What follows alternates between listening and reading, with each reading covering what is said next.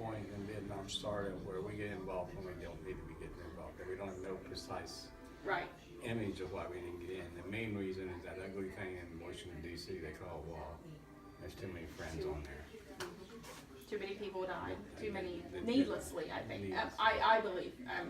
And I'm sure there are a lot of people who serve that feel the same way. Just needless. Right, right. If you could have made a decision or made a suggestion to the people in charge, quote unquote, at that time, what would you have told them? What if you could have? I know you. Yeah. Yes. To take a phone call. Hold on. Just you can hit pause. Or you can't hit pause. Just,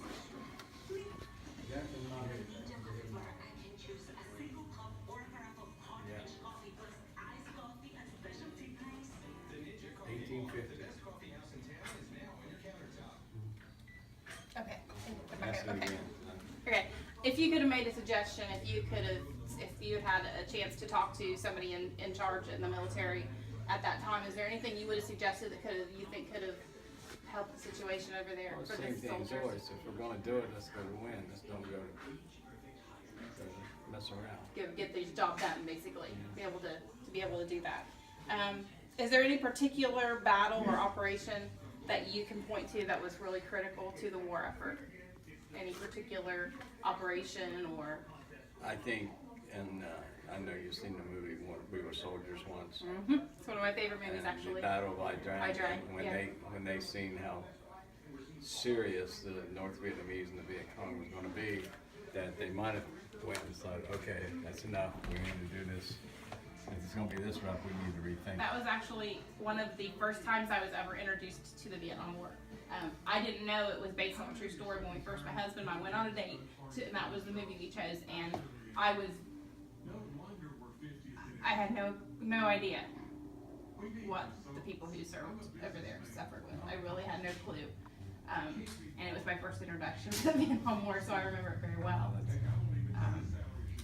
And I'd already asked, you kind of just offered this question, but one of my questions was, do you believe the daily media coverage impacted the war? And obviously you do. Well, yeah. You know. And if you're sitting here as a mother that's got a son or a daughter over there, and you're watching the war every night, and people getting killed, and they actually show you on the combat, then it has to have an impact. When you were in theater, did you and the soldiers that you served with know that there was so much anti-war sentiment going on over here in the United States? Were you aware? I did, but I was stationed at a headquarters unit. So you had more access to media. When the soldiers came home from Vietnam, or when you came home from Vietnam, did you have a hard time transitioning back to civilian life? No, and I didn't because I stayed in. Right, because you were active, right. I also come back, and when I turned 21, I went on recruiting duty very much, and I was around a bunch of other Vietnam vets, and just as much counseling and everything you want to know, because we sat around drinking beer, talking to each other. Right. So it didn't affect me as much as some other soldiers.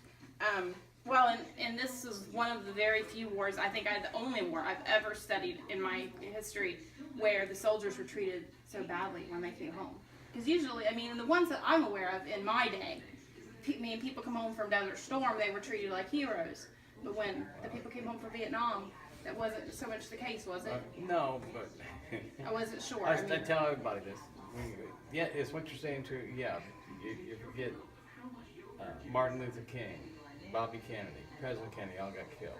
Mm-hmm. The so it's just a really bad time. The riots up in Kent State, and the education, and the fact that kids had a platform where they could get their views across, and you only had to be 18 to vote. Right. And these kids are 18. You're scared to death about going or not going. Having to serve, right? But you got to take all that into consideration when you consider Vietnam and the whole experience, really. And all the rigmarole was going on in Washington D.C.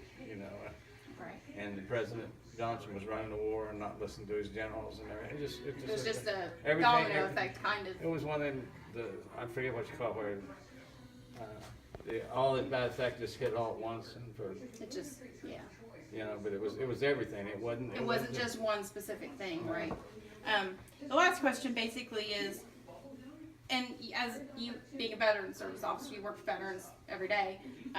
What could we have done as a country better when the soldiers came home? Is there something how was it handled at that time when soldiers came home? I mean, was there a lot of things like we have now to help No, the transition? no, there wasn't. But what could they have done?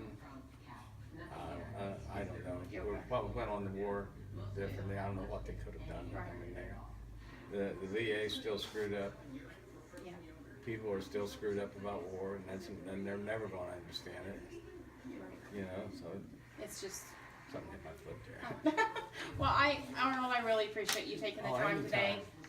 Because it's been a learning experience for me to learn about this period of time in our history, and I knew you would be a good person to talk to because you have such a great wealth of knowledge, being in so long and seeing so much. So I really You're appreciate saying you I'm taking old, the huh? time. Experienced. That's what you are. She called me- Experienced. Don't let that get Yeah, cut. edit that out.